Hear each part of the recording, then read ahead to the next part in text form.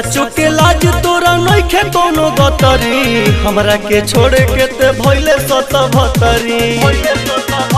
सुन रे साचो के लाज तोरा नइखे कोनो गतरी, हमरा के छोड़ के ते भइले सत भतरी। हो अफसोस नहीं है मुझको कि तुमने मुझको छोड़ा, अफसोस नहीं है मुझको कि तुमने मुझको छोड़ा। मैंने तेरा दिल तोड़ा, तूने दिल मेरा तोड़ा। मैंने तेरा दिल तोड़ा, तूने दिल मेरा तोड़ा।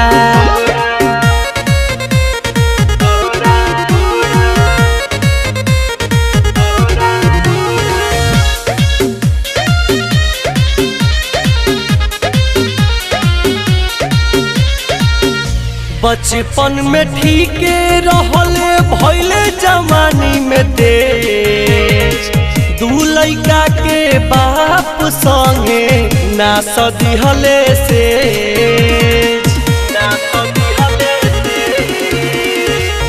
बचपन में ठीके रहले भइले जवानी में तेज, दू लइका के बाप संगे ना सदिहले से। तुम रात भर रोई थी जिस दिन गिरा था मेरा कोड़ा, तुम रात भर रोई थी जिस दिन गिरा था मेरा कोड़ा। मैंने तेरा दिल तोड़ा, तूने दिल मेरा तोड़ा। मैंने तेरा दिल तोड़ा, तूने दिल मेरा तोड़ा। ललचा रिकॉर्डिंग स्टूडियो गोपालगंज। मैंने तेरा दिल तोड़ा, तूने दिल मेरा तोड़ा। तोरा लेखा माल बिटू विनायक करस पैदा, भूलले अवकात आपन भूल गइले कायदा। तोरा लेखा माल बिटू विनायक करस पैदा, भूलले अवकात आपन भूल गइले कायदा।